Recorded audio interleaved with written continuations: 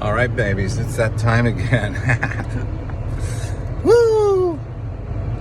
Hello, Jesus. Good morning. Love you.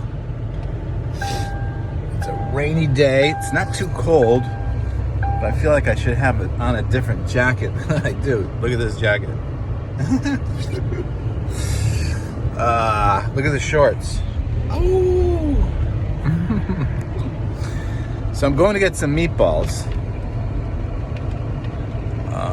Every week I prepare something for the whole week. Number one, because I don't like to cook, and number two, because I have no money anymore. So I have to figure out what's a cheap way of staying healthy and not having a big task to do other than healing the world with the love of Jesus. Yeah. Oh yeah, baby. I am happy as a clam in the sand, I guess. I just put my supplements together. I take a bunch of supplements that help with my bodybuilding as well as with my... I have a genetic predisposition for blood clotting, and so I figured out a way to manage that that's not expensive and not putting me at risk for dying in case I get in a car accident. Thanks, doctors. So what do we want to say for today? And so I was doing that. I was putting my supplements together because I take a certain amount, certain times a day, sometimes once a day, sometimes twice a day, sometimes 3 times a day. And I was just really enjoying the organization of that and the discipline of that. And the Lord was just kind of like reminding me, like, yeah, baby. And I was like, you know what, Lord? You're right. And then, so whenever I'm doing like a little task like that, I like to have some background classical music. And when I say classical, I like things that are like mid-19th century up to the current day. I don't like anything before mid-19th century for the most part. I shouldn't say that, because I was just listening to something that was from the 15th century. So that's the outlier. I love chants. And I was just listening to Hildegard von Bingen. And she was not only a great composer of the, I think it's 15th century, might be even earlier. She could be even 13th or 14th century. I think she is. And she was not only a composer, but she was also like, I think like a mathematician, a scientist, a philosopher. I mean, she was just, check her out. Check out her bio. But the music is gorgeous, and I just love it. So anyway, that was kind of helping me to stay in a worshipful frame of mind. And then, because I had to like change some CDs in my CD player, because some of them have been there for a while, and it was just like, okay, the whole point of me doing this with the classical music is to kind of get through a lot of my music that I have, before I pass. So I enjoy all the stuff I have, because to be honest with you, I probably don't have that much time left, and I think I have more music than I'm going to get to. So I'm trying to be blessed with making myself available to benefit from this hard work that these people were gifted by God to give us their artistic beauty. So that's what I'm doing. So anyway, as I'm like changing the CD changer, because it kind of holds like, I don't know, like 10 CDs or something like that, I was just really enjoying the organization of like, okay, you've taken these out of their CD package, so put the case next to the stereo So when it comes time to switch them out for the new ones, you know where the old ones are, and you don't have to go looking for them like a needle in the haystack like the rest of my life, trying to figure out what the heck I'm doing.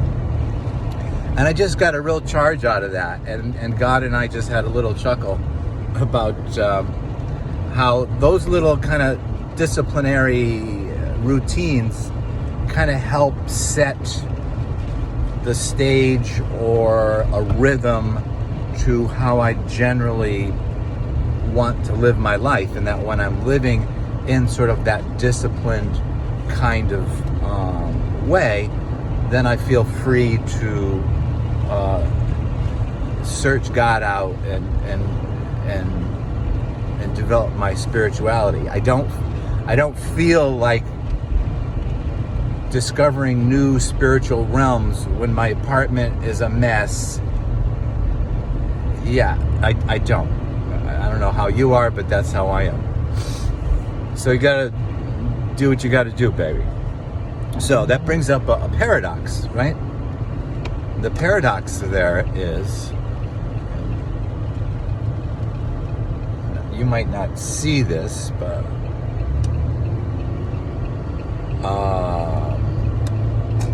the paradox is juxtaposing discipline with creativity, or categories and random movement, like the wind. The wind comes and goes. We don't know where it comes from or where it goes, blah, blah, blah.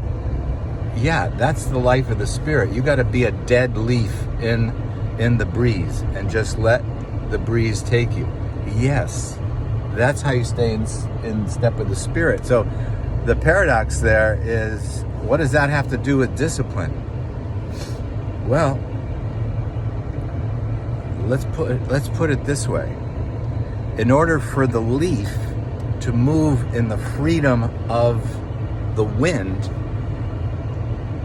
the laws of nature have to apply to what constitutes a dead leaf. So there it is. So that means